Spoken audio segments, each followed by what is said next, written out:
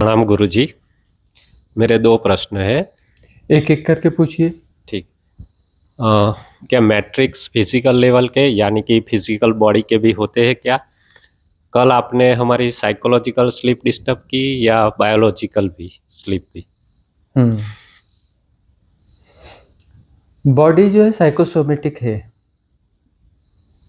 यदि हम यह माने कि यह शरीर अलग है और मन अलग है, तो यह किसी साइंटिफिक रिसर्च के लिए या किसी अन्य कारण से ठीक है। लेकिन कोई मनुष्य है, जीवित है, तो वह साइकोसोमेटिक है। मन और शरीर के बीच में जो तरंगायित संबंध हैं वह सातत्यपूर्ण हैं। इसलिए तो ऐसा होता है कि मस्तिष्क में कोई विचार आता है और वह विचार संबंधित चक्र को तुरंत इम्पैक्ट करता है, और संबंधित चक्र में कोई भी संवेदना होती है तो उससे रिलेटेड विचार आके खड़े हो जाते हैं। वह विचार आते हैं सबकॉन्शियस माइंड से। सबकॉन्शियस माइंड में से संबंधित जो भी धारणाएं हैं, मान्यताएं हैं, ट्रामास हैं, जो भी इम्प्रिंट्स हैं, वह तुरंत एक्टिवेट हो जाते हैं। तो यह शरीर जो है साइकोसोमेटिक है। तो जब भी हम नींद तोड़ते हैं तो दोनों की तोड़ते हैं। शरीर तमस से भरा हुआ है, लेकिन मन भी तमस ही है। मन यानी सबकॉन्शियस माइंड, सबकॉन्शियस माइंड भी तमस ही है, ये याद रखना। और यदि सबकॉन्शियस माइंड हैक किए हुए शरीर को, तो तमस दोनों में होगा, शरीर में भी होगा, मन में भी होगा। मन का वह हिस्सा जो चेतन कहलाता है, सामान्यतः मन कहने से उसका तात्पर्य हम लेते हैं सबकॉन्शियस माइंड, अवचेतन मन। यदि चेतन मन एक्टिव है, कॉन्शियस माइंड एक्टिव है, उसके साथ में यह शरीर जो है थोड़ा तरोताजगी महसूस करेगा। याद रखना, जब भी तुम प्रकृति में जाते हो, प्रकृति तुम्हें अट्रैक्ट करती है। कोई सुबह, सुहानी सुबह, उगता हुआ सूरज, पूर्वा की हवा, तुम फ्रेश हो, अच्छे हो, एक ताजगी से भर जाते हो। उस समय याद रखना कि तुम चेतन मन में होते हो, चैतन्यता जागी हुई रहती है। उस समय हियर एंड नाउ होते हो। उस समय कोई अवचेतन मन का कोई भी पैटर्न एक्टिवेटेड नहीं रहता है। यदि वह एक्टिवेटेड होने लगे तो फिर से शरीर में भारीपन आ जाएगा। उस समय सुबह का कोई समय हो तो ओजोन लेयर भी रहती है, ऑक्सीजन लेवल ज़्यादा रहता है, वह प्राण तत्व भीतर जाता है, तो प्राण तत्व सहजता से भीतर एक्टिवेटेड हो, ऑक्सीजन लेवल प्रॉपर हो, वह भी सहयोगी होता है सबकॉन्शियस माइंड पैटर्न को तोड़ने के लिए, विड्रा के लिए, या फिर उन्हें सरेंडर करने के लिए।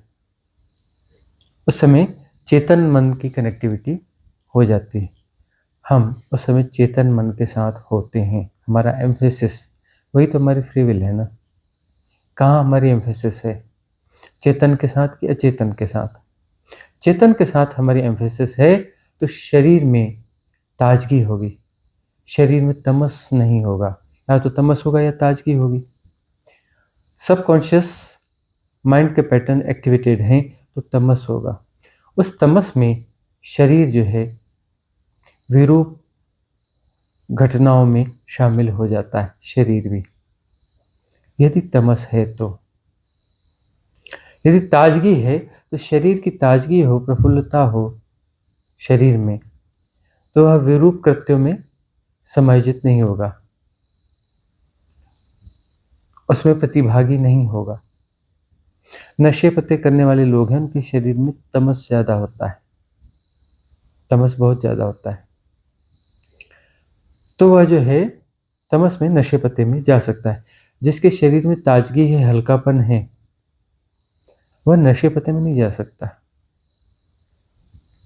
इसलिए जिनका अन्नमय कोश भग्न हुआ है, वह नशे पत्ते की तरफ आकर्षित नहीं होता, वह बेहोशी को आकर्षित नहीं करता है। तमस में भरा हुआ शरीर है, यह सबकॉन्शियस माइंड की हैकिंग्स में सातत्यपूर्वक फंसा हुआ शरीर है, तो वह नशे पत्ते की ओर भी आकर्षित हो जाता है। तो तोड़ा जो गया स्लिप, नींद को जो तोड़ा गया, दोनों तलों पे तोड़ा गया, क्योंकि साइकोसोमेटिक है।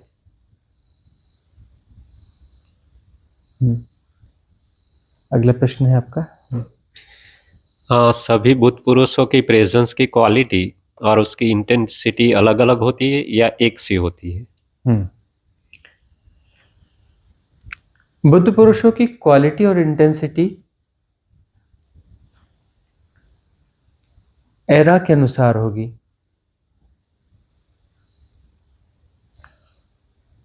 साधकों के हिसाब से होगी, कौन से साधक वहां पर मौजूद हैं।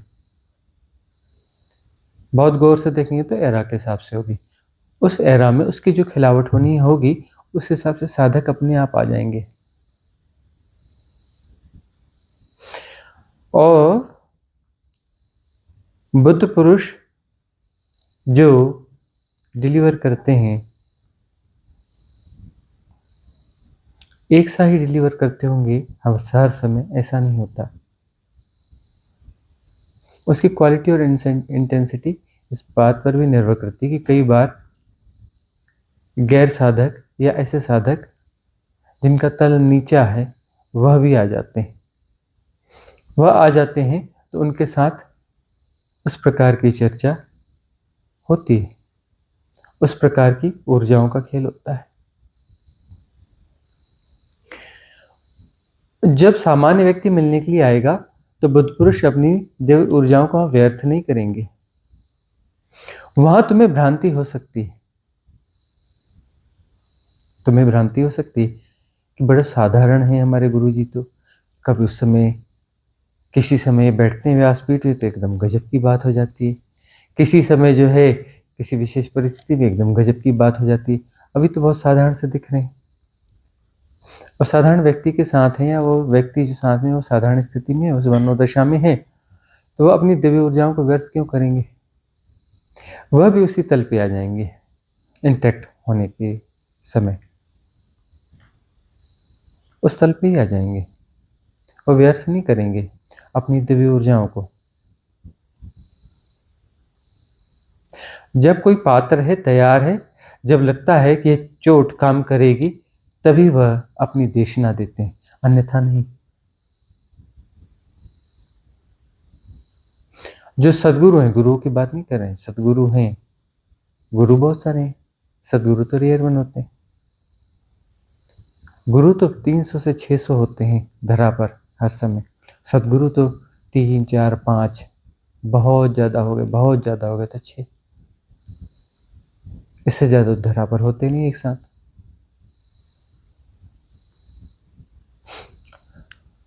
तो वह जो है, जो डिलीवरी देते हैं, वह डिलीवरी अपनी महत डिलीवरी तभी देते हैं जब सुपात्र आते हैं, अन्यथा उनकी डिलीवरीज उस अनुपात में ही होगी, उस अनुसार ही होगी कि जैसा संघ वहां पे मौजूद है, जैसा संघ मौजूद है वैसी ही डिलीवरी होगी। महसूस तो कर रहे हो ना, हर रिट्रीट में बात कुछ बदल जाती है। क्यों बदल जाती है? यह निर्भर करता है कि कैसे पात्र लोग मौजूद हैं। यदि सुपात्र मौजूद हैं तो डिलीवरी भी वैसी आएगी, डिलीवरी भी उसमें रहस्य जो है, मिस्ट्रीज जो है, डीप मिस्ट्रीज अनफोल्ड होंगी। यदि गहरे साधक हैं तो, गहरे साधक नहीं हैं तो डीप मिस्ट्रीज कैसे अनफोल्ड होंगी।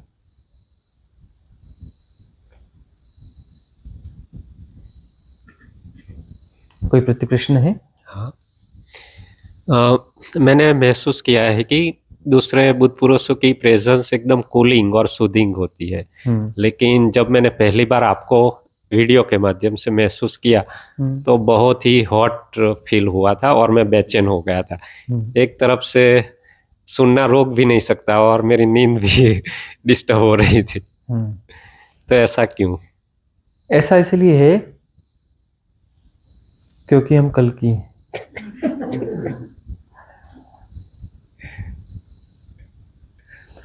हम तुम्हारे कंफर्ट जोन को मजबूत करने के लिए नहीं हैं। हम अब तुम्हारे कंफर्ट जोन को तोड़ने के लिए हैं। ट्रांजिट फेज हमारे संसर्ग में धीरे से आएगा, ऐसा नहीं होगा। हमारे संसर्ग में आने पर ट्रांजिट फेज जल्दी आएगा और भयावह आएगा।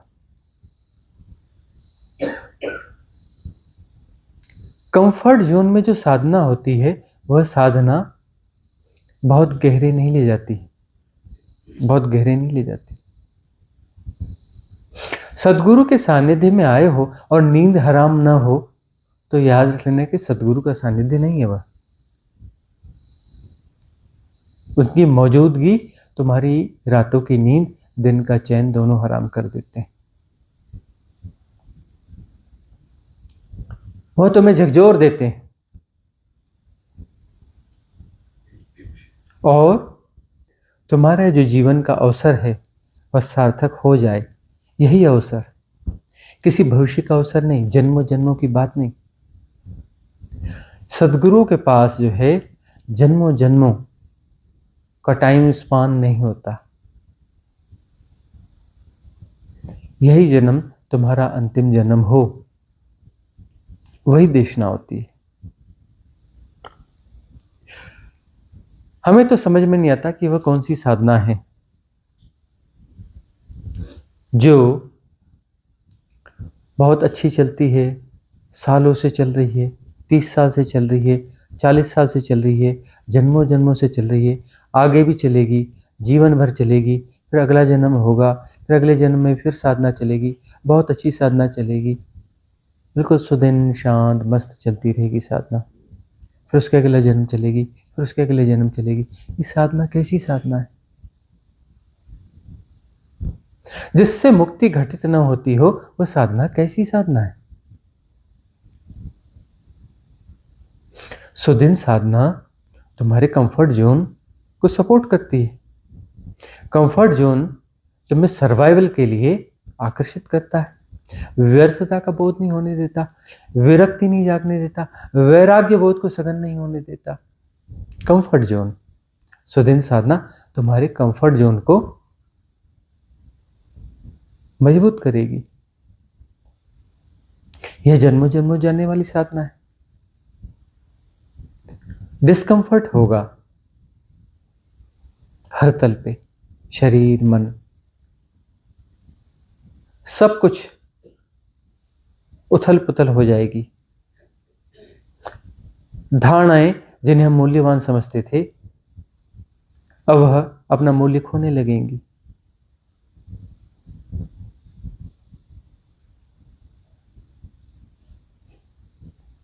तब जो है बात बनने लगती, तब स्पेस पैदा होता है कि आप्त वचन भीतर प्रवेश कर सके। यदि धारणाएं मूल्यवान हैं, मजबूत हैं, तो वह द्वार नहीं बनेगी, द्वार नहीं छोड़ेंगी। उनके बीच में कोई स्पेस क्रिएट नहीं होगा जिससे आप्त वचन भीतर प्रवेश कर सके।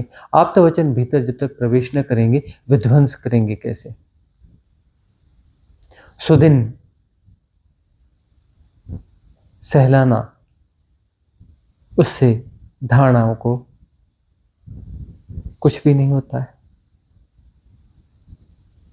चोट, गंभीर चोट, गर्मी और धारणाएं पिघलने लगती हैं, जगह छोड़ देती हैं, रास्ता बन जाता है, आप्त वचन भीतर प्रवेश पाते हैं। और ये आप्त वचन ऐसे होते हैं जैसे कि वायरस, पूरे सॉफ्टवेयर को करप्ट कर देंगे। जितने भी सॉफ्टवेयर अंदर हैं सबकॉन्शियस माइंड में, जितने ट्रामास हैं जन्मों जन्मों के, सबको करप्ट कर देंगे। तुम एक एक धारणा को, एक एक पैटर्न को, एक एक ट्रामा को, एक एक कर्म को काटने चलोगे तो सोचो कितना समय लगेगा। 1600 करोड़ साल से तुम सेपरेशन को जी रहे हो, जब से ब्रह्म पैदा हुआ है। 1600 करोड़ साल तुम्हारी उम्र हो चुकी। 1600 करोड़ साल में तुमने कितने आकाशीय रिकॉर्ड निर्मित किए हैं, कितने कर्मास। इन सब को तुम साधोगे, सजाओगे, समझोगे, अलाइन करोगे, विसर्जित करोगे। कैसे संभव है इस अवसर में सेपरेशन को जो तुमने चुना है, इस शरीर को, ये 60-70 साल, 50 साल, वह तो कुल आयु है। शेष कितनी है? 20, 30, 40। इसमें कैसे कर लोगे? संभव है? नहीं ना। तुम्हारे करने से कैसे संभव होगा? तुम्हारे करने से नहीं हो सकता। इतने कर्मों का निपटारा तुम्हारे करने से नहीं हो सकता।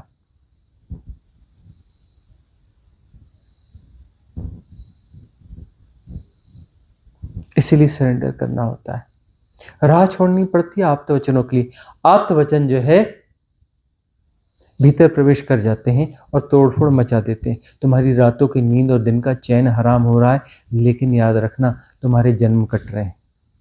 जो जन्म होने थे तुम्हारे, सैकड़ों जन्म, वह कटते जा रहे हैं, कटते जा रहे हैं। वो आप्तवचन भीतर प्रवेश करते जाएंगे, तुम्हारे जन्म जन्म कटते चले जाएंगे। एक दिन ऐसा आएगा कि कोई भी जन्म तुम्हारा शेष न रहेगा, अगला जन्म संभव न होगा। समझना होगा तुम्हें कि तुम्हारे किए कुछ नहीं होगा। तुम सारे कर्मों का निपटारा न कर सकोगे। सारे संचित कर्मों का निपटारा तो दूर की बात है, जो प्रारब्ध कर्म है उनका भी निपटारा क्या कर पाते हो? अरे क्रियमाण होते हैं जो कर्म, उसका भी कहाँ निपटारा होता है? वह अपडेट होकर वापस रिस्टोर हो जाता है, या फिर किसी और नए कर्म को भी जन्म दे देता है।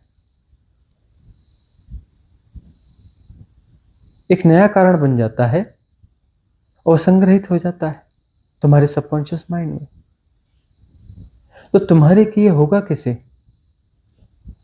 करने वाले सब बिगाड़ देते हैं, बिना किए सब ठीक हो जाता है।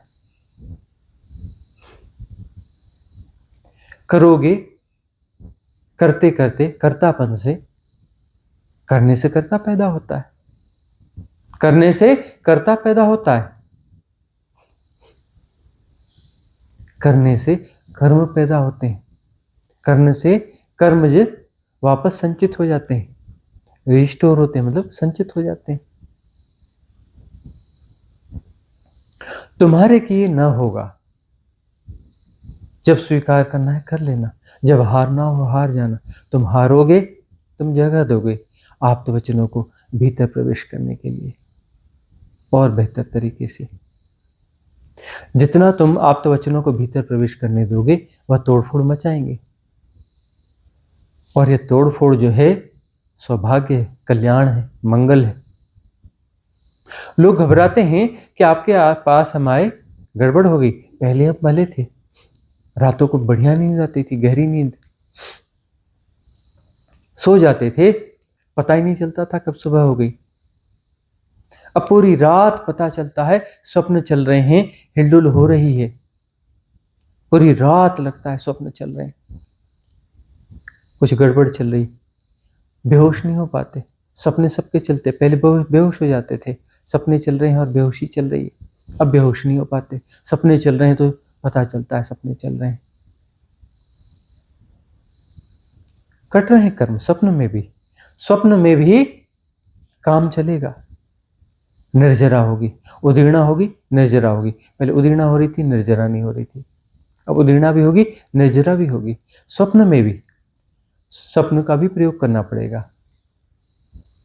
तुम्हारा डिस्कंफर्ट क्लिंजिंग की प्रोसेस है, डिस्कम्फर्ट दिखता है क्लींजिंग की प्रोसेस से, इसीलिए डिस्कम्फर्ट पैदा किया जाता है। महान सद्गुरु के सानिध्य में हमेशा डिस्कम्फर्ट होता है।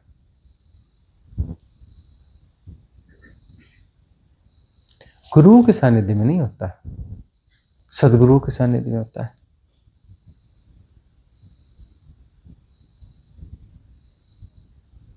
वहीं आप तो वचन भीतर प्रवेश पा पाएंगे और निर्जरा तेज होगी, उदीर्णा तेज होगी।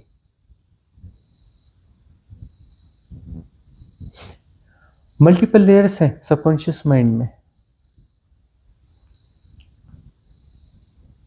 एक साथ कई परतें उधड़ जाती हैं, वहां के अलग अलग टाइम जोन से निकल के आते हैं। हर परत जो है सबकॉन्शियस माइंड की, उसका टाइम जोन अलग है, अलग अलग एरा में समय बहुत अलग होता है। आज भी तुम गांव में जाओ, गांव वालों का समय बहुत अलग है, शहर वालों का समय बहुत अलग है। तुम्हारे जो पिछले जन्म रहे होंगे उनके समय बहुत अलग थे। पुराने जो बुद्ध पुरुष हुए हैं वो जिस एरा में थे उनका समय बहुत अलग था, तो उस एरा के हिसाब से देशनाएं थी। Time illusion, time matrix strong हो गया है। अब ट्रांजिट फेज भी बहुत स्ट्रांग होगा।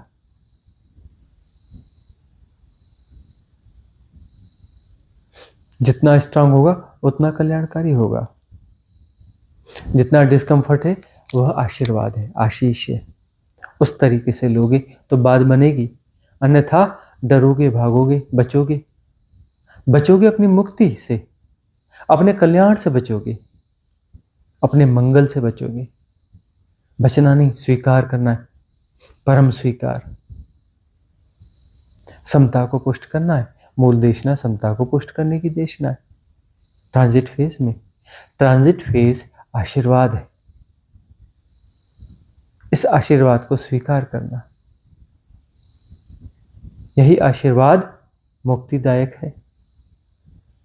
धैर्य की जरूरत पड़ेगी, श्रद्धा और सबूरी। अगला प्रश्न भी है। अगला प्रश्न किसका है? प्रणाम गुरुजी। गुरुजी, जैसे एक साधक है साधना में, तो टाइम के साथ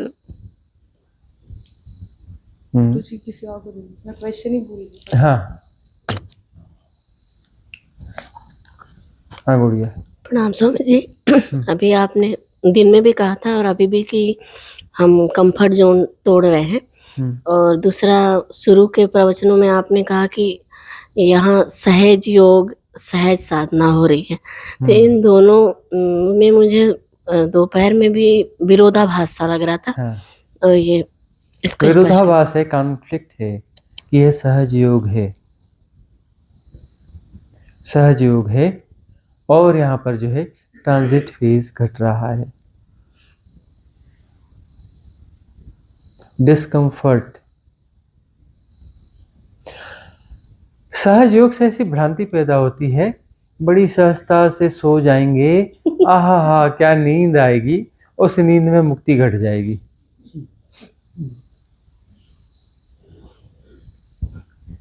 बहुत सारे लोग, सबसे ज्यादा लोग कहाँ मरते हैं मालूम है? खाट में, बिस्तरों में, है ना? वहां पर जो है पहले ही नींद में चले जाते हैं, बेहोशी में चले जाते हैं और बेहोशी में मर जाते हैं ज्यादातर लोग। देखो, हठयोग जो है, हठयोग में डिस्कम्फर्ट पैदा करने के लिए बहुत बड़ी बड़ी प्रक्रियाएं की जाती हैं, बड़ी कठिन प्रक्रियाएं की जाती हैं। उनकी साधना प्राविधियां देखी कितनी कठिन और जटिल होती हैं। कठिन और जटिल प्राविधियों से डिस्कम्फर्ट पैदा किया जाता है। डिस्कम्फर्ट पैदा करने के लिए क्या क्या नहीं करते। शमशान में जाकर के रहेंगे, हाँ, उल्टे सीधे आसन करेंगे,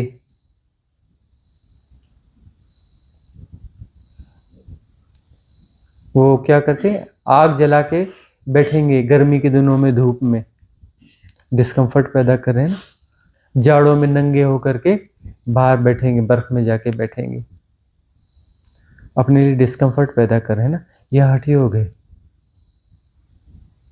और उस डिस्कम्फर्ट से फिर अंदर उदीर्णा होगी, और पता चला कि वो डिस्कम्फर्ट में इतने उलझे हुए हैं कि अरे बड़ी गर्मी है, ये है, थोड़ी देर और बची, क्या कितनी देर बची, उसके बाद उठ जाएंगे। अंदर उदीर्णा ही नहीं हो रही है, वो दूसरा गुणावाग चालू हो गया और ये हठी हो गए, उसमें डिस्कम्फर्ट पैदा किया जा रहा है। अरे हम तो बड़ी सहज साधना दे रहे हैं, साधनाएं सहज नहीं है, प्राविधियां असहज है, सहज है ना। और जो हठ योग डिस्कम्फर्ट पैदा करने जा रहा था, उदीर्णा ढेर सारी करने वाला था, न उसमें उदीर्णा हुई और न वो उस ढंग का डिस्कम्फर्ट पैदा हुआ। हठ योग करने वाला रात को मस्त मजे से सो जाता है, सुबह आराम से सुबह उठता है, फिर गहरी नींद में सोता है ना ऐसा।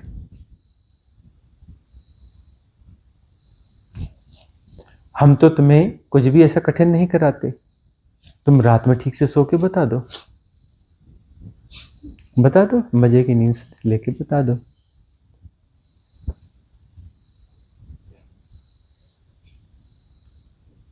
तुम बेचैन रहोगे,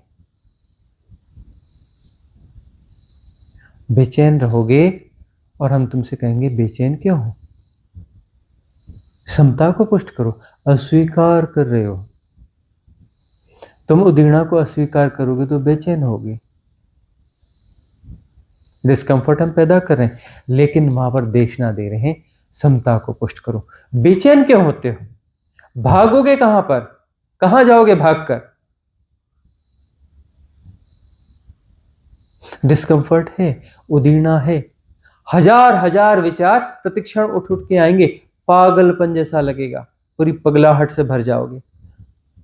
भीतर है वही तो निकल रहा है ना, जो भीतर है वही तो निकल रहा है, निकलना चाहिए ना। हम कोई हाइपोथेसिस नहीं दे रहे, सचमुच तुम्हारे भीतर के हजार हजार विचार उठा देंगे, उदीर्णा एकदम तेज कर देंगे, ढेर सारे कर्म एक साथ प्रकट होंगे, पैटर्न्स एक्टिवेट होंगे, धारणाएं खेलेंगी। इन्फ्लुएंस मत होना, हैकिंग में मत आना, अपना एक्सेस ट्रांसफर मत करना, अपनी मालकियत बनाए रखना, यथाभूत जानते रहना, तटस्थ रहना, समता को पुष्ट करना। कूटस्थता जरूर घटेगी, तटस्थ बने रहोगे, कूटस्थता घटेगी ही घटेगी। सहजता से तुम्हारे भीतर जो है ट्रांजिट फेज आ रहा है, तपश्चर्या का काल घटित हो रहा है, सहजता से, सहज प्राविधियों से। इस ट्रांजिट फेज को पैदा करने के लिए कितनी कोशिशें होती रही हैं, और आसानी से कभी पैदा नहीं होता रहा। ऋषियों ने, मुनियों ने कैसी कैसी तपस्या करी कि ट्रांजिट फेज पैदा हो, और अंदर से आए। बाहर की तपस्या से कुछ नहीं होता, सिर्फ आसन लगा के बैठ लेने से कुछ नहीं होता। घंटों घंटों आसन साध के बैठते ना, बैठ के 6 घंटे में उठ के चले आए, क्या होगा उससे, रिलैक्सेशन होगा। उदीर्णा हुई क्या, निर्जरा हुई क्या, उदीर्णा और निर्जरा होनी चाहिए ना। हमने तो नहीं कहा तुम 5-6 घंटे जब आसन तुम्हारा सध जाएगा, आसन साधो। क्या क्या बोलते हैं, कोई 6 अष्टांग योग में क्या, कौन से 8 नियम होते हैं, यम, नियम, आसन, प्राणायाम, प्रत्याहार, धारणा, ध्यान, समाधि, है ना। 8 चरण जाओगे तो बात बनेगी। हम कहते हैं 8 चरण की बात ही नहीं, एक ही चरण है कि तुम आ जाओ हमारे पास, हो गया, एक चरण काफी है। अरे एक वह चरण भी काफी है, शुरुआत हो जाएगी, तुम सुनना चालू कर दो, जहां मोबाइल उठाओ, यूट्यूब में ऑन करो और सुनना चालू करो, गड़बड़ झाला चालू।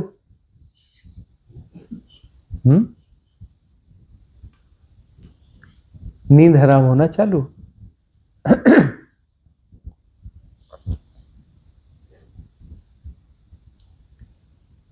इस अष्टांग योग को साधने में जीवन छोटे पड़ जाते हैं। देखते नहीं पिछले रिट्रीट्स में पुराने जन्म के योग भ्रष्ट, हाँ, कितने आए थे, उन सबको विदाई दे दी। अवसर दिया था हमने, सीधे भगाया नहीं उनको। पुराने जन्मों के योग भ्रष्ट, बड़ी किताबें लिखी हैं उन्होंने पिछले जन्मों में, बड़े ग्रंथ लिखे हैं, बड़े नाम कमाए, स्कूल का बस्ता उठा के फिर आ गए, A for apple, B for boy करने के लिए, फिर आ गए। अवसर दिया हमने उन्हें अपने संग साथ में। देखा हठयोग का आग्रह प्रबल है। हमने कहा उनसे कि तुम यहां आए हो सहयोग में, हठयोग तुम्हें चाहिए तो कहीं और जाओ। बोले नहीं, रहना आपके पास है।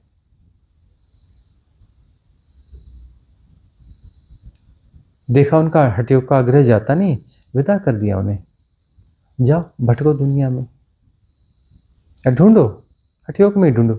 हठयोग से सिद्धि नहीं मिलेगी ऐसा नहीं है, हठयोग से मुक्ति नहीं मिलेगी ऐसा नहीं है, हाँ, लेकिन यह है कि जन्मों जन्मों की साधना होगी, जन्मों जन्मों की साधना होगी। तो जन्मों जन्मों में जो मुक्ति दे, भटक भटक के और हजार किस्म की तकलीफें पैदा हो, बाद बने भी नहीं, तो क्या वह सहजयोग होगा? कि सहजयोग ये है कि बस तुम आ गए और तपश्चर्या का वह काल शुरू हो गया, सहजता से उदीर्णा हो रही है, एक साथ तहों पे तहें खुल रही हैं, मल्टी लेयर्स ओपन हो रही हैं, अलग अलग टाइम जोन्स की, सबकॉन्शियस माइंड की, एक साथ कई जन्मों की लेयर से उदीर्णा हो रही है। सब तटस्थता को बनाए रखना है। हम तो कह रहे हैं क्या हिसाब किताब करना है, क्यों हिसाब किताब करना चाहते हो? सिर्फ तटस्थता बनाए रखो कि कौन से जन्म का है, क्या है, अच्छा है, बुरा है, मूल्यवान है, कम मूल्यवान। अरे मूल्यवान होता ही नहीं, कोई भी संस्कार हो, कोई भी कर्म हो, मूल्यवान नहीं होता, उनका विसर्जन ही कल्याण है।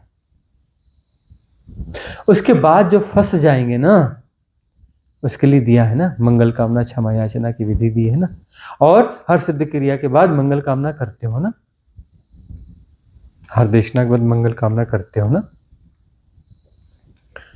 तो कुछ कर्म ऐसे हैं न कटते होंगे, जिनसे भी आबद्ध होंगे, वहां तक मंगल कामना पहुंचा दो, क्षमा याचना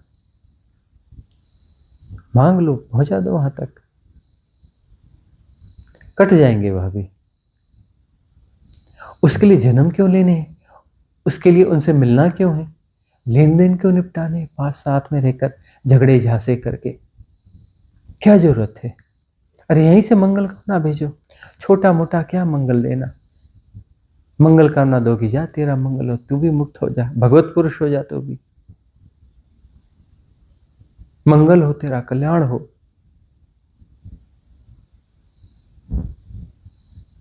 तेरा उधार बाकी था 100 रुपया, बदले में हीरो की खदान ले ले और 100 रुपया हमारा माफ कर दे।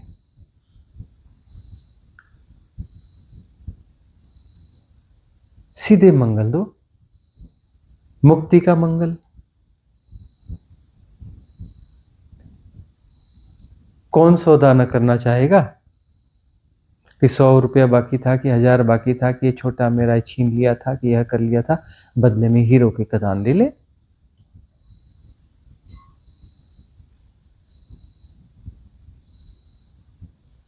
सारे कर्म कट जाएंगे।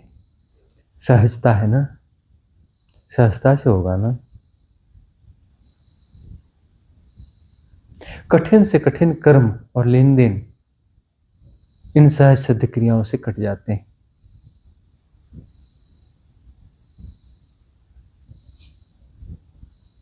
यह सहयोग ही है, याद रखना। डिस्कम्फर्ट जो है वह इसलिए है क्योंकि इसी जन्म में काम पूरा करना है, अगले जन्म का कोई अवसर नहीं है। और इसी जन्म का मतलब ऐसा नहीं है कि 10, 20, 25 साल में आराम से होगा। क्यों 10, 20, 25 साल? अभी और यहीं जो हो सकता है वो अभी और यहीं हो जाए। हम ये नहीं कहते कि अभी और यहीं हमें मुक्ति चाहिए, ऐसी कोई वासना नहीं पाल रहे हैं, मुक्ति की वासना नहीं पाल रहे हैं। अभी और यहीं जो क्लिनजिंग होनी चाहिए वह हो जानी चाहिए। वासना मुक्ति की नहीं है, अभी और यहीं का सदुपयोग है, शुचिता का, स्वच्छता का, कर्मों की निर्जरा का। निर्जरा तो तभी कर पाओगे ना जब उदीर्णा होगी। उदीर्णा होगी तो डिस्कम्फर्ट होगा ना। बगैर उदीर्णा के निर्जरा हो सकती नहीं ना। उदीर्णा तो होगी।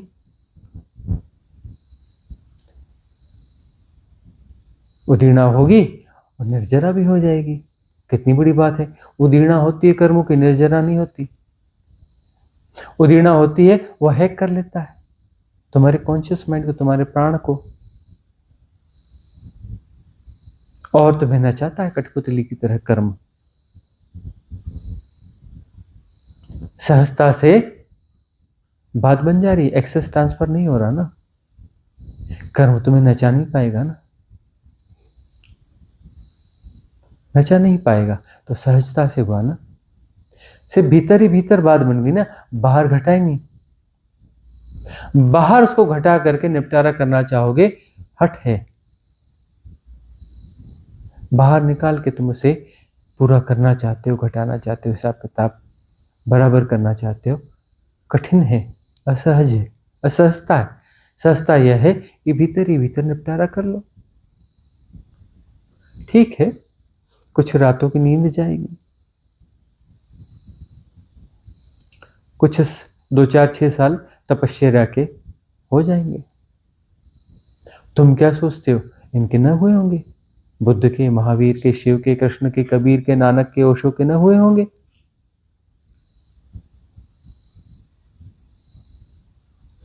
अरे आसपास जो है उन्हीं को देखो।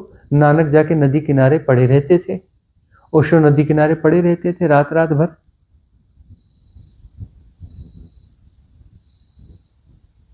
हम भी नदी किनारे जाके वास किया करते थे,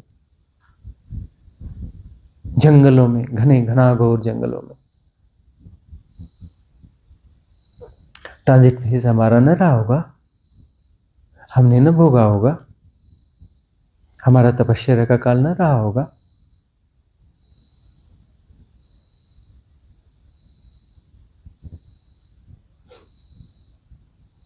क्यों घबराते हो ट्रांजिट फेज से? हम तो न घबराए थे, बहुत कठिन था, लेकिन पलायन नहीं किया। जब भी जन्म होगा, पिछले जन्मों की कितनी भी साधना हो, कितनी भी साधना हो,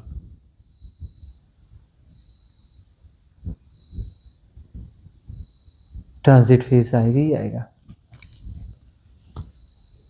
नए शरीर के साथ में बहुत सारा कुछ करना ही पड़ता है।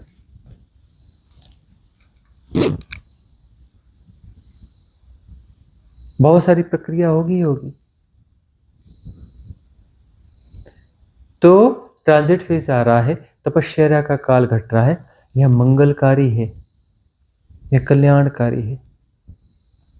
उसके लिए अनुग्रह से भरना, उसके लिए शिकायत नहीं करना, घबराना नहीं, गुणा भाग नहीं करना, उलझना नहीं। समय को विस्तार दे दोगे उलझ कर। जितना उलझोगे उतना टाइम इल्यूजन बढ़ेगा। स्वीकार कर लो और अनुग्रह से भर जाओ।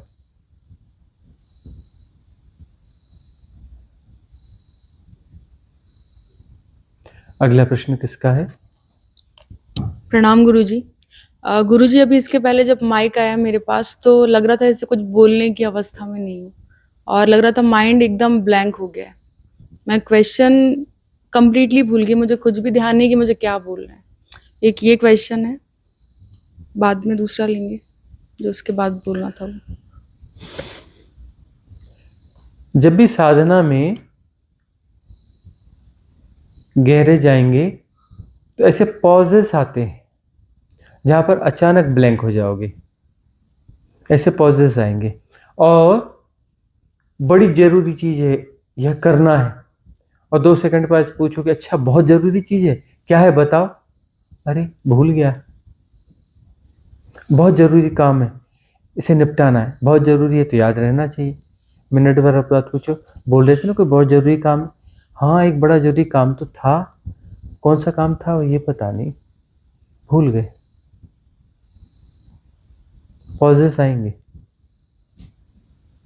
कई बार भूल जाओगे और बाद में फिर याद आएगा और फिर निपटा लोगे, और थोड़े होश से देखोगे कि बड़ा जरूरी था और विलंब से भी किया और बात तो कोई कुछ बिगड़ी नहीं, ऐसा लग रहा था कि इतना जरूरी है इसके बगैर जिंदगी गड़बड़ हो जाएगी, और थोड़ी देर बाद में आया कि जिंदगी तो बिगड़ी नहीं, तो बड़ी हानि हो जाएगी, ऐसा कुछ हुआ भी नहीं।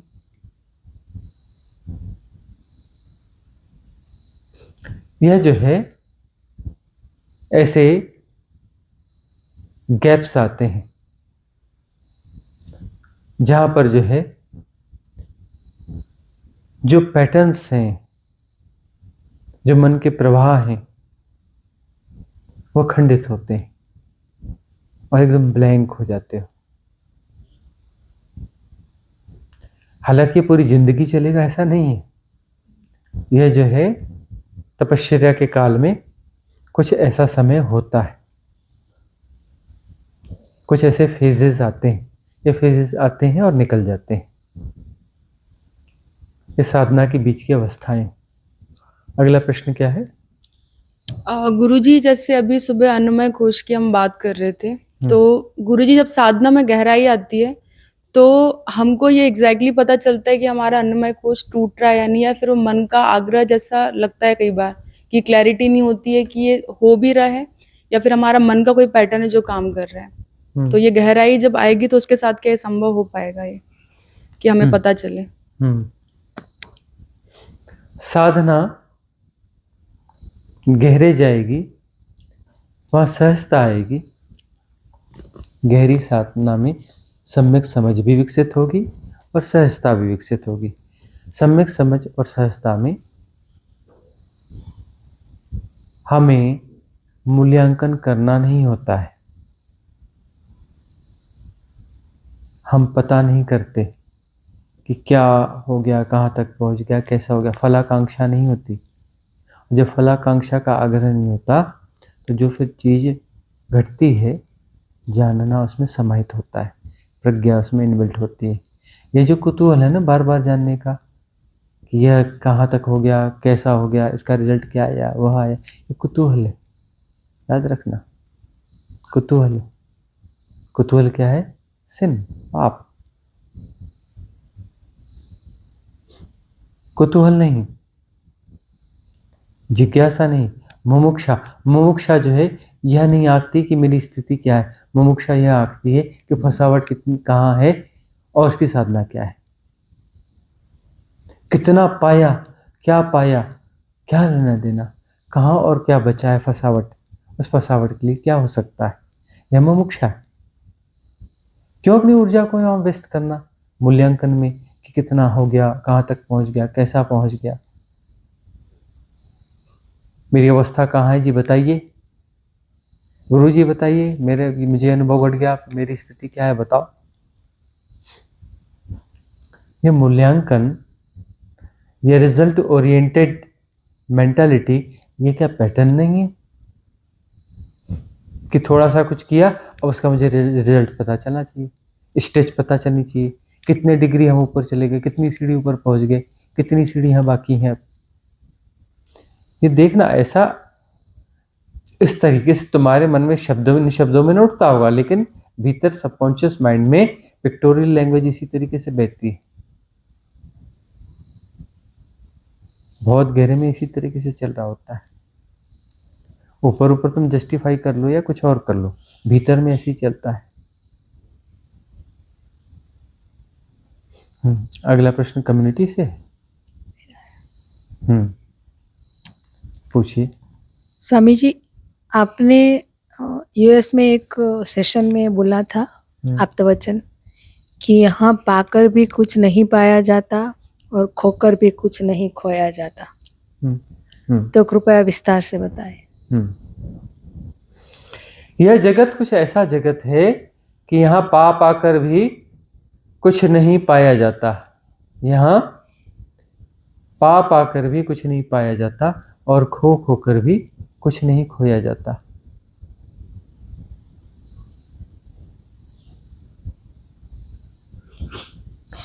पाओगे कुछ पाया, किसने पाया?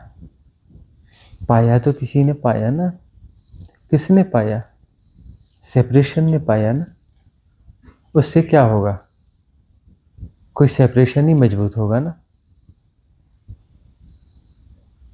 खोया तो किसने खोया? किसी सेपरेशन ने खोया ना।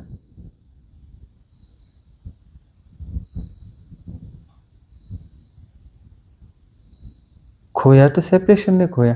सेपरेशन खोया क्या? खोया मतलब किसी ने खोया। सेपरेशन तो नहीं खोया ना।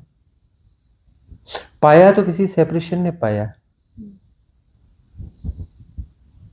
मुक्ति तो नहीं पाई ना। कोई सेपरेशन मुक्ति पा सकता है? नहीं पा सकता ना। तो यह कितना भी पालो, नाम पद प्रतिष्ठा श्रेय धन संपत्ति ज्ञान नॉलेज, कितना भी पालो कुछ नहीं पाओगे। सेपरेशन अपनी जगह है। अरे कुछ भी पाया और सेपरेशन ने पाया तो सेपरेशन अपनी जगह है। तो कहाँ पाया, क्या पाया? मुक्ति तो नहीं पाई ना। देखो पाने योग मुक्ति, खोना एक ही खोना मंगलकारी है, स्वयं को खोना। पाना एक ही चीज मंगलकारी है, मुक्ति। अमुक्ति का अर्थ स्वयं का विसर्जन। तो पाना और खोना यह डीप मैट्रिक्स है। पाकर हमें लगता है कि हम मुक्ति पा लेंगे, धन पाकर मुक्ति पा लेंगे, पद पाकर मुक्ति पा लेंगे। किसी दिन धन हमारा इतना हो जाएगा कि हम मुक्त हो जाएंगे। अरे इतने बड़े बड़े धनी हो गए, वो तो कभी मुक्त ना हुए। कितने बड़े बड़े धनी हैं, सुनते नहीं नाम। क्या क्या कहते हैं, बिल गेट्स, क्या एलन मस्क, क्या क्या नाम है, अडानी अंबानी, कितने बड़े बड़े नाम हैं। क्या ये इनके जीवन में दिखता है कि मुक्त होंगे? पहले भी तो हो गए, फोर्ड हो गए। क्या फोर्ड मुक्त हो गए थे? मुक्त तो ना हुए ना। तो इतना धन पाकर भी मुक्ति की तो कोई बात नहीं बनती। बड़े बड़े लोग हो गए, क्या मुक्त हो गए? पद प्रतिष्ठा पाकर। पद प्रतिष्ठा की दौड़ क्यों थी? ऐसा लगता था वो मिलेगा तो उसके बाद तो बात बन गई। बात बन गई मतलब मुक्ति। अरे बात तो बनती तब है जब मुक्ति घटती। उनको लगता है कि यह पद मिल जाएगा तो बात बन गई।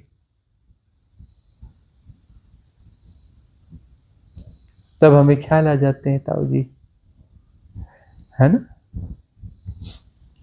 कविताएं लिखते हैं बुढ़ापे में, जीवन बीत गया, जीवन रीत गया, जीवन घट बीत गया, जीवन घट रीत गया।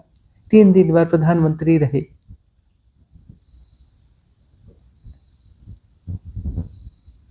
तीन बार प्रधानमंत्री रहे,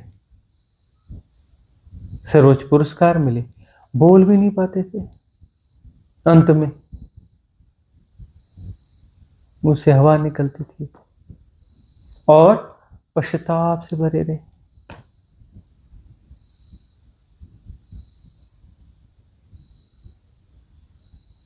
पद प्रतिष्ठा पाकर भी कुछ होता तो है नहीं। पहुंच जाएंगे ऐसा तो है। पद पाकर के हम पहुंच जाएंगे, मुक्ति मिल जाएगी, ऐसा तो होता नहीं। कुछ भी पालो, कितना भी बड़ा पालो, उससे मुक्ति नहीं घटती। और हम तुम्हें वही तो समझाते हैं, तुम आत्मा भी पालोगे तो भी मुक्ति न घटेगी, लेकिन वह एक सीढ़ी है। तुम ब्रह्म को पालो तब भी मुक्ति न घटेगी, लेकिन वह सीढ़ी है। विराट है ना, ब्रह्म विराट है ना, परम तो नहीं है ना, अनंत तो नहीं है ना, असीम तो नहीं है ना, निराकार तो नहीं है ना, देश काल के परे तो नहीं है ना, बियॉन्ड टाइम एंड स्पेस तो नहीं है ना। अरे टाइम जोन बदल गया है ना, स्पेस बदल गया, आकाश तत्व तो बदल गया।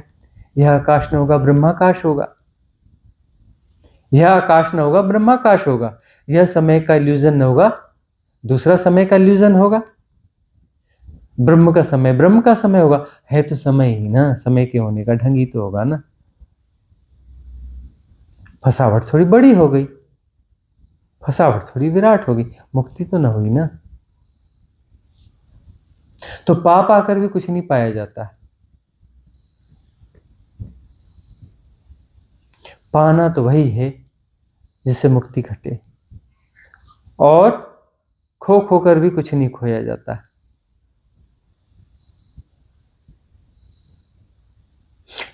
तुमने यदि कुछ खो भी दिया, उसे क्या खोता है? तुम तो वहीं के वहीं हो ना। धन खो गया, पद खो गया, प्रतिष्ठा खो गई, कोई अंग कट गया, खो गया, या शरीर खो गया, मर गए। मरकर भी तुम कहाँ मरते हो?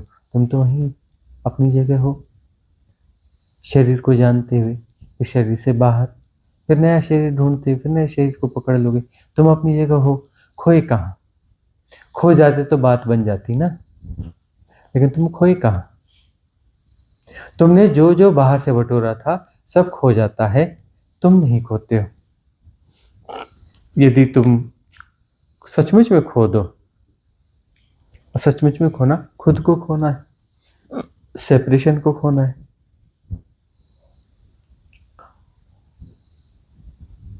तुम सेपरेशन की तरह मरोगे, इस शुद्र सेपरेशन की तरह मरोगे, ठीक से मरोगे, तो तुम्हारा पुनर्जन्म आत्मा के रूप में होगा।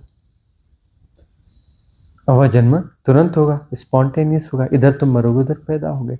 उधर तुम आत्मा के रूप में मरोगे तो ब्रह्म के रूप में पैदा होगे। उधर तुम ब्रह्म के रूप में मरोगे तो फिर जो है परम मुक्ति घटेगी। तो खोना स्वयं को है। स्वयं को खोगे तभी आगे की बात बनती है। ठीक से खोना है। अगला प्रश्न किसका है? विनीता का है। गुरुदेव, दशना में जब आप कहते हो जानते नहीं मैं कौन हूँ, तब भीतर बहुत कुछ घटित होने लगता है।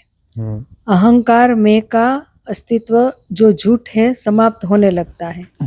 खुद को ही देख रही हूँ ऐसा अनुभव होता है, तुच्छ अनुभव होता है।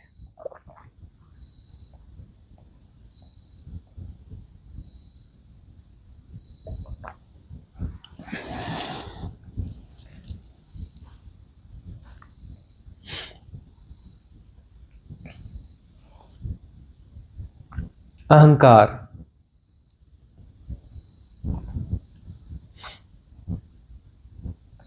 अहंकार जस्टिफाइड होता है जब वह विभिन्न प्रकार के आलंबनों को लेकर प्रचालित हो रहा होता है। वह जस्टिफाइड होता है।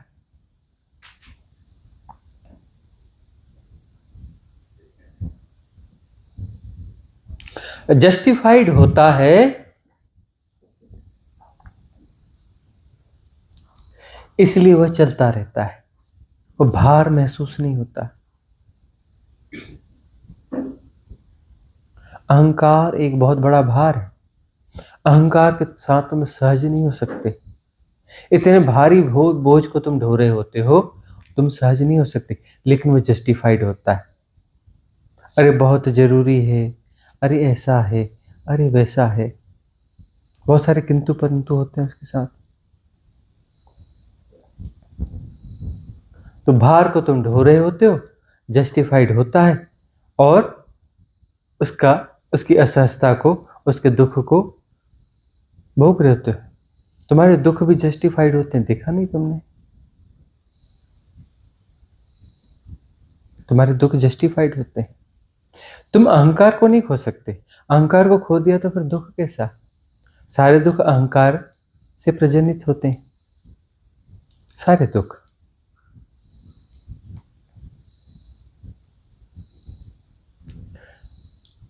और समस्त दुखों के बावजूद लोग अपने आप को बचाना चाहते हैं, अपने अहंकार को बचाना चाहते हैं।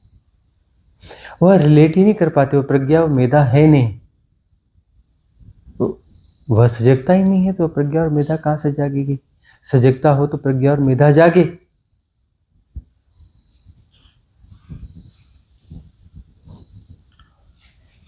उसमें जो है दिखे, समझ में आए बात, उस प्रज्ञा और मेधा के साथ बात समझ में आए।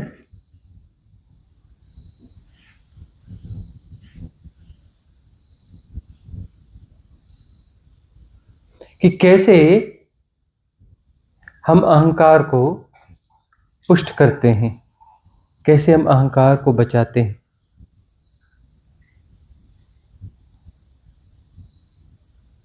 किस कीमत पे हम बचाते हैं?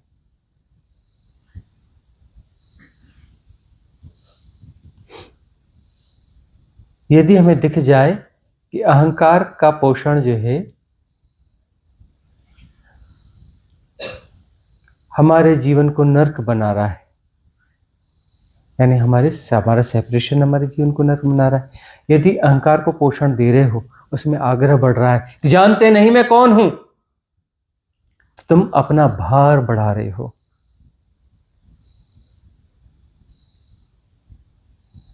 तुम अपना भार बढ़ा रहे हो, अपना संकुचन बढ़ा रहे हो, असहजता बढ़ा रहे हो।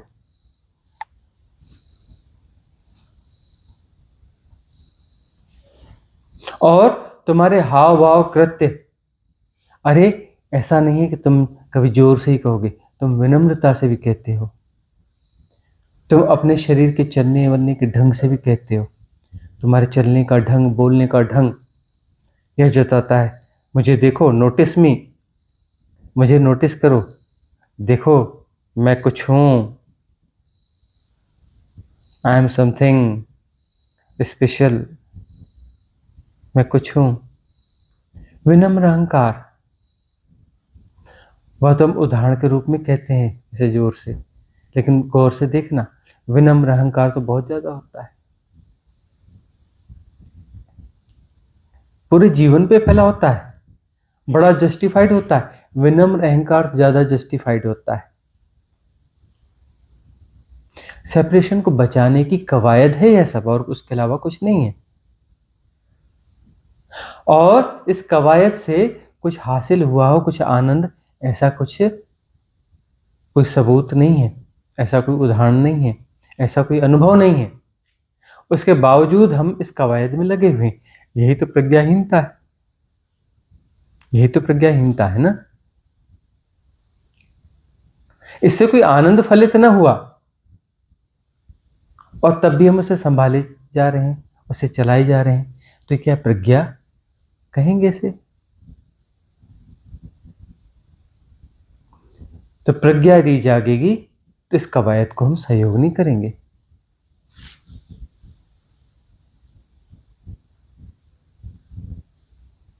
और बात बनने लगेगी। सिर्फ इस कवायद को सहयोग नहीं करना है, अहंकार अपने आप गिरने लगता है। अहंकार इस कवायद का परिणाम है, अहंकार इटसेल्फ कुछ नहीं है, वह इस कवायद का परिणाम है, इटसेल्फ वो कुछ भी नहीं है। ये कवायद हट गई, अहंकार गायब हो जाएगा।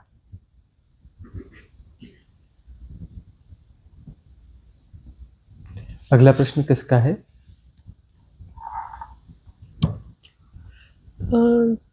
सदगुरु जी, आज के आपकी देशना में ऐसा अनुभव हो रहा था जैसे जो चेतना है वो अपने आप से फैल रही थी, और किसी भी जो भी हो रहा है वो अपने आप से चूज़ कर रही है कि वो कहाँ जा रही है, और बहुत रिलैक्सनेस की स्टेट है, और बॉडी भी लॉक हो जाती है, विपश्यना भी, संवेदनाएं भी चलती रहती है निरंतर। तो मैं ये जानना चाहती हूँ कि ये जो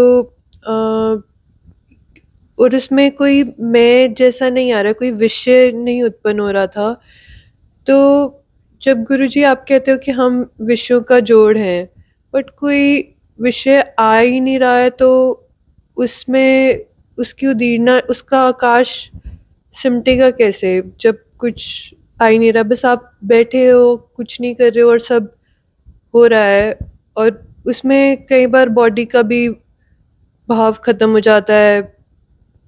और तो इसमें मैं ये जानना चाह रही हूँ कि उसमें उस स्टेट में क्या एक्चुअली वो जो हमारा आकाश है विषयों का वो सिमट रहा है, हमें इसी में ही बने रहना है, या फिर इसके आगे की साधना क्या होगी? अभी ये जो स्थिति है जो घटी है इसमें संवेदनाओं का जानना हो रहा है, मतलब तटस्थता घट रही है। संवेदनाएं हैं, संवेदनाएं घट रही हैं, हो रही हैं, संवेदनाएं हो रही हैं, उनका जानना हो रहा है, मतलब तटस्थता घट रही है। संवेदनाओं का जानना हो रहा है और तटस्थता घट रही है, मतलब ये प्रोसेस है क्लींजिंग की, क्लींजिंग के प्रोसेस से। संवेदनाएं क्या हैं? ये संवेदनाएं कर्म है, ये संवेदनाएं धारणाएं हैं, ये संवेदनाएं पैटर्न है। विपश्यना में यानी उसको सम्यक दर्शन, विपश्यना का एक अर्थ कहते हैं कि पीछे लौट के देखना। एक्चुअली जो घटा है पीछे, सारी धारणाएं, सारे ट्रामास सब पीछे घटे हुए हैं, उसको यथाभूत जानना, राइट रिलीविंग, उसको फिर से जीना, यथाभूत जीना।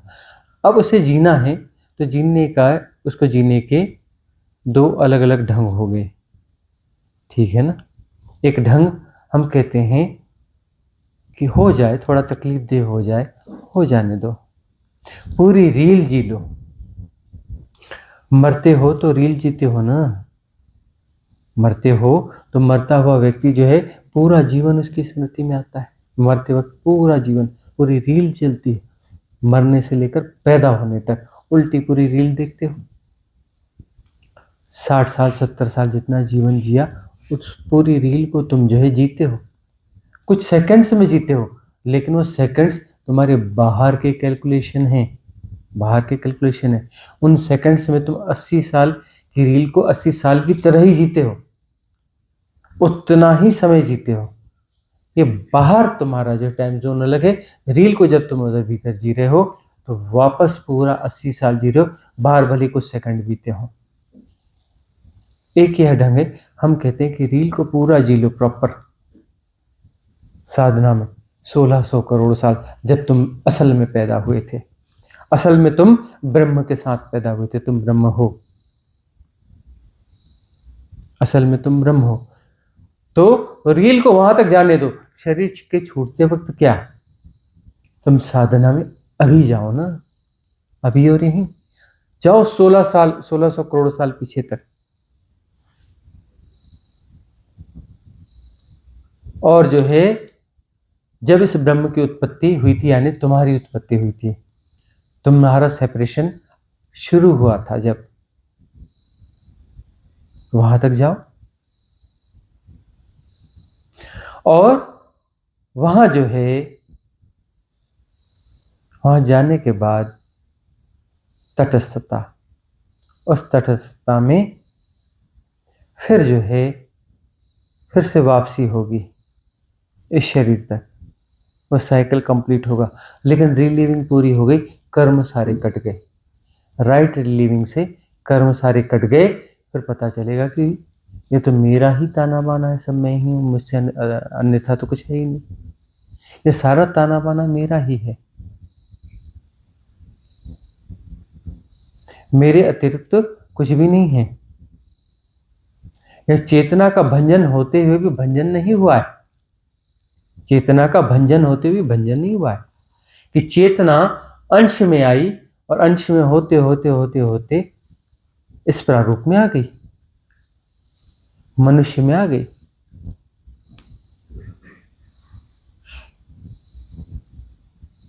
लेकिन अंश अंश होता ही नहीं है, पूर्ण ही होता है। सारे अंश अलग अलग की तरह प्ले में हैं, अलग अलग हैं ही नहीं। चेतना एक ही है, एक ब्रह्म के भीतर ही एक ही आकाश है। ब्रह्म का आकाश अलग अलग आकाश नहीं है। तुम अपना अलग आकाश निर्मित कर रहे हो, ऐसी भ्रांति है, वस्तुतः यह ब्रह्माकाश ही है। उस महत आकाश को जियोगे उस रील को जीने के बाद में ब्रह्माकाश को जियोगे, तब तुम एकत्व को जी रहे होगे, वननेस को जी रहे होगे, ब्रह्मत्व को जी रहे होगे, अहम ब्रह्मास्मि। तो उस दशा में जाने के लिए एक तो यह है, एक है संवेदनाओं को जानना। संवेदनाओं को जानो। अब ये जो संवेदनाओं का जो स्पान है ये बड़ा होता चला जाएगा। तुम्हें बहुत सारी संवेदनाएं दिखी, बहुत सारी दिखी, सारी नहीं दिखी, बहुत सारी दिखी। तुम्हें संवेदनाएं दिखी अपने भीतर की, अपने इंडिविजुअल कॉन्शियस माइंड की। तुम्हारा जो इंडिविजुअल सबकॉन्शियस माइंड है, तुम्हारा जो व्यक्तिगत अवचेतन मन है, उसकी संवेदनाएं तुमने जानी। यह और गहरा जाएगा। तुम बने तो रहो, फिर तुम्हें जो है इस ब्रह्म की जितनी भी संवेदनाएं हैं वो सारी संवेदनाएं एक साथ दिखेंगी, सारी संवेदनाएं एक साथ दिखेंगी। और चेतना मुक्त होगी। मुक्त होने का अर्थ है विस्तारित होगी। विस्तारित होने का अर्थ है मर्ज होगी। मर्ज कहाँ होगी? ब्रह्म चेतना में मर्ज होगी। मर्जिंग इस प्रकार से होगी कि भ्रांति की मर्जिंग होगी। वह तो वही है, दूसरा तो है ही नहीं। मर्जिंग भ्रांति की मर्जिंग होगी। समस्त संवेदनाएं एक साथ जानी जाएंगी। पूरी ब्रह्म की चेतनाएं एक साथ जानी जाएंगी। अभी तुम्हारे सेपरेशन की चेतना का तुम्हें दर्शन हुआ है।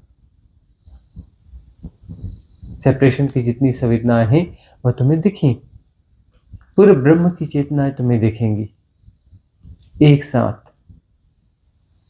पूरा ब्रह्म संवेदित हो रहा है। पूरे ब्रह्म के संवेदन का जीना होगा। ब्रह्म के संवेदन को एक साथ जीना होगा। वननेस को जीना हो जाएगा। वननेस को जीना हो जाएगा, ब्रह्म तत्व को जीना हो जाएगा। अहम ब्रह्मास्मि।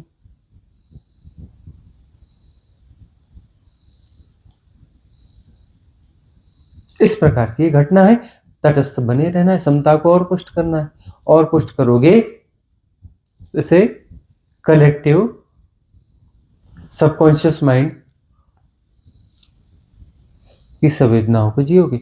उसके बाद और भी चीजें हैं। Collective conscious mind, subconscious mind, फिर सुपर कॉन्शियस माइंड। इस धरती से ऊपर उठोगे। अभी धरती में ही फंसे हो। धरती के हिप्नोटिज्म से ऊपर उठोगे।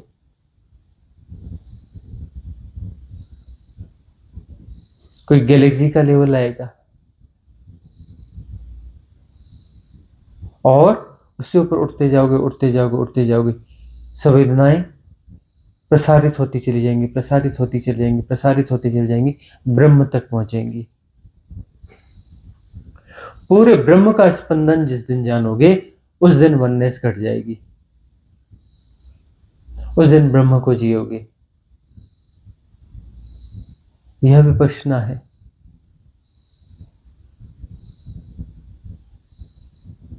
जो भी घटा है या घट रहा है, हो रहा है, उसको एक साथ जानना, एक साथ जानना, यह विपश्यना है।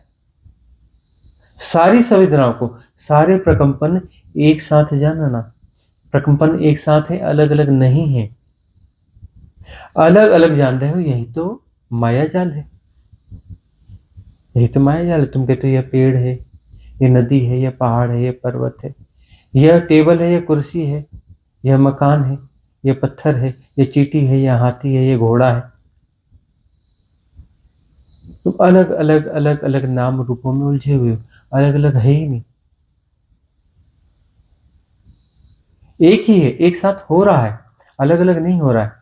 इस पेड़ में अलग हो रहा है, उसमें अलग हो रहा है। अरे अलग अलग नहीं हो रहा है, वही हो रहा है। सृष्टा ने सृष्टि कभी बना ही नहीं। सृष्टा स्वयं सृष्ट हो रहा है, एक साथ, अलग अलग नहीं हो रहा है। सृष्टा स्वयं सृष्ट हो रहा है साइमल्टेनियसली, युगपत।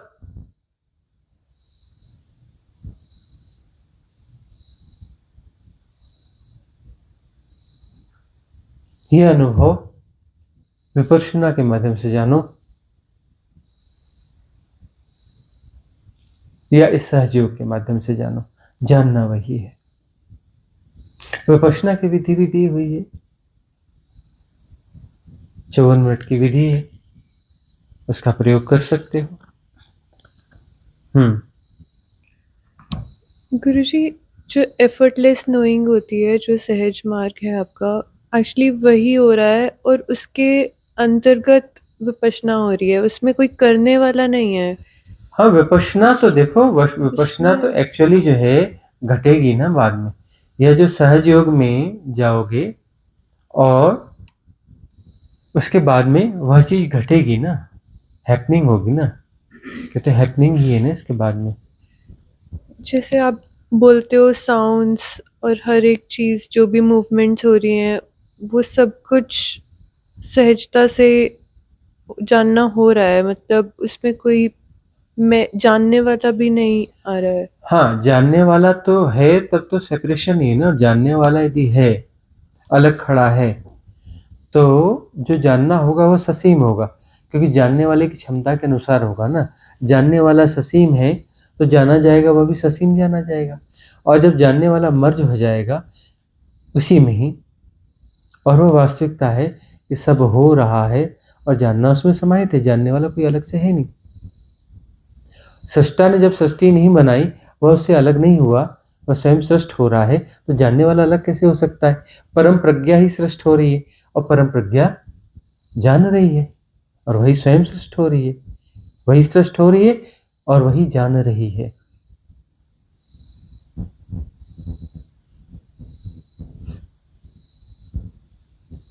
बस इसके साथ बने रहना है। इसमें एक विस्तार आएगा, विराटता आएगी, इसमें विराटता आएगी। विराटता होते होते होते ब्रह्म तक जाएगी। अपने से होगा, करना नहीं है, तटस्थता को बस बनाए रखना है। यह विस्तार ब्रह्म तक जाएगा। पूरा ब्रह्म हो रहा है एक साथ, जानना उसमें समाहित है। ब्रह्म के सारे स्पंदन यथाभूत जाने जा रहे हैं। वही हो रहा है, वही जान रहा है। वहां भी तटस्थता को बनाए रखना, ताकि ब्रह्म के पार निकल के ब्रह्म को देख सको। जैसे इस शरीर को से बाहर निकल के सूक्ष्म शरीर से इस काया को देखते हो, बिल्कुल वैसी तटस्थता बनाए रखना कि ब्रह्म के बाहर खड़े हो जाओ और ब्रह्म के स्पंदन को जानते रहो, ताकि ब्रह्म से भी मुक्ति हो सके और उस अनंत असीम निर्गुण निराकार शिव तत्व में परिपूर्ण निमज्जन हो सके। मुक्ति वहां पर है, ब्रह्म में होना विराटता को पाना है, और जो भी पाया जाएगा वह मुक्ति नहीं होगी। विराटता हो सकती है, मुक्ति नहीं होगी। आज एक प्रश्न और ले लेते हैं, ठीक है? उसके बाद गुरुजी, आपने जो भी समझाया है ना, मैं क्या बोलूं उसके बारे में। एक जैसे माइंड प्ले होता है ना, तो वो मेरे साथ हो रहा था एक, और उसमें ये आता था कि जैसे हमने ओशो की स्थिति को देखा, जिस इसी जन्म में जब उन्होंने शिव तत्व में विलीन हुए, या जो भी और भी रहे हैं, विवेकानंद या जो भी गुरु रहे हैं, या हम बुद्धा की बात करते हैं, और जब हम आपकी स्थिति को भी देखते थे, तो ऐसा लगता था कि क्या हम उस स्थिति में हैं? क्योंकि जब आप ये बोलते थे कि इसी जन्म में जो है वो मुक्ति होनी चाहिए, तो मुझे ऐसा लगता था, मेरा माइंड ऐसे प्ले करता था कि वो लोग इतनी हायर स्टेट में होके तब उन्हें मुक्ति मिली, तो मैं तो उस स्टेट में हुई नहीं, तो मुझे कैसे मुक्ति मिल सकती है? लेकिन अभी जो आपने एक्सप्लेन किया ना, कितना सरल सरल तो वैसे जो भी है नहीं है, लेकिन एक मार्ग इतना क्लियर हो गया कि अपने से शुरू होके अपने सबकॉन्शियस माइंड के साथ कनेक्ट करके सहजता के साथ किस तरह से हम ब्रह्मास्मि में पहुंच सकते हैं, बिल्कुल एकदम क्लियर जो पाथवे आपने बना दिया. It's thank you so much for that.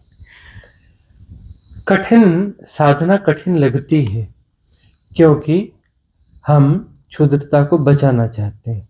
हम जितना ज़्यादा बचाने के आग्रह से भरे पड़े रहते हैं उतना मार्ग कठिन लगता है, क्योंकि लड़ाई हमारी स्वयं से ही है. हमारा आग्रह ही हमारी बाधा है. यदि हम बचाना न चाहें अपनी क्षुद्रता को हम सेव न करना चाहें, तो बड़ी सहजता से विराटता घटती है. सीमाएं अपने आप टूटने के लिए तैयार है. हम ही बचाए जाते हैं, हम ही उसे बचाना चाहते हैं. बड़ी सहजता से घटेगा विराट, विस्तार और फैलना. हमें कुछ करना नहीं, सब तटस्थ होना है. गौर से देखो तो साधना कितनी सहज है. सिर्फ तटस्थता, कुछ नहीं करना है, करना ही नहीं. न करने से साधना फलीभूत हो जाती है.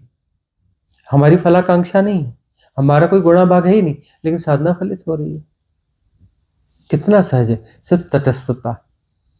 हम ही न कहते कि ये सही है या गलत है, या ऐसा मैनेज करना है या ऐसा मैनिपुलेट करना है, या इतनी बड़ी घटनाएं करनी है, साधना को इस उच्च अवस्था में ले जाना है, ये स्थितियां हासिल करनी है, ये स्टेजेस है ये हासिल करनी है, इसके बाद यह घटेगा, यह पाएंगे, वह पाएंगे, उसके बाद यह अवस्था आएगी, उसके बाद यह अवस्था आएगी, यह हमें पाना है. कुछ भी नहीं पाना है, पाना ही नहीं है. पाने खोने के चक्कर ही नहीं है. सिर्फ तटस्थता. जो हो रहा है सो हो रहा है, जानना हो रहा है, समझना कुछ है ही नहीं, बुद्धि का कोई काम ही नहीं. मन बुद्धि चित्त अहंकार का कोई रोल ही नहीं है. तटस्थता पूर्वक जाना जा रहा है. न हम अहंकार से लड़ते हैं, न उसे हम बचाते हैं. सिर्फ जानना होता है. तटस्थता.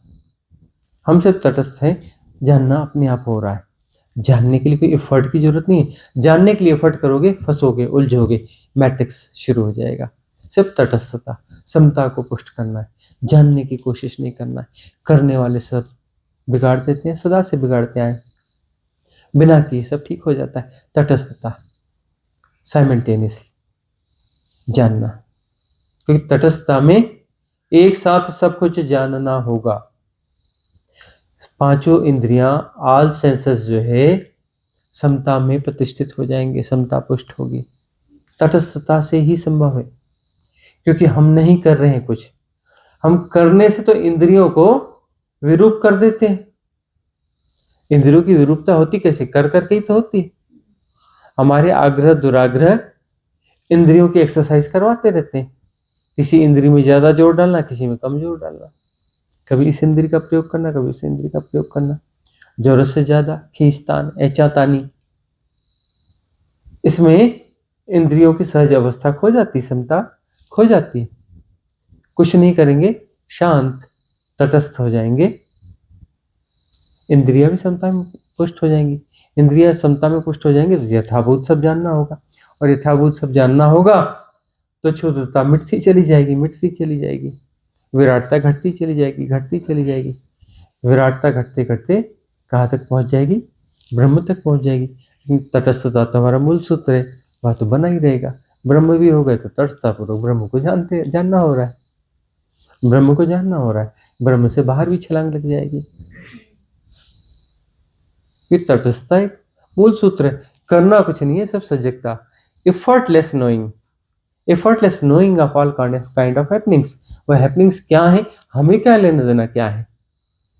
वो अच्छी हैं, बुरी हैं, छोटी हैं, बड़ी हैं, हमें क्या लेना देना कि हैपनिंग्स क्या है, क्यों है, कब है, कैसे है? हम कोई जर्नलिस्ट हैं जो 6 ककार या 5 Ws को जो है प्ले करते रहेंगे? कब, क्यों, कहां, कैसे, किसको, किस लिए?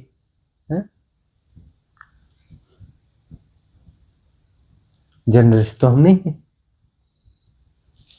यथाभूत जानना हो रहा है. यथाभूत जानने से सीमाएं अपने आप मिटती हैं, विराटता अपने आप घटती है और विराटता समायोजित हो जाती है परिपूर्णता में।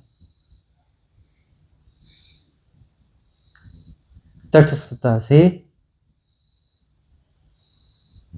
जानने वाला ही धीरे धीरे होने लगता है, और होना और जानना एक है, यह स्पष्टता बढ़ती जाती है और होना और जानने का स्पान बड़ा होता चला जाता है, ब्रह्म तक हो जाता है और ब्रह्म के पार भी हो जाते हैं। तो आज इस सभा का यहाँ विसर्जन करेंगे, मंगल कामना करेंगे। भवतु सब मंगलम,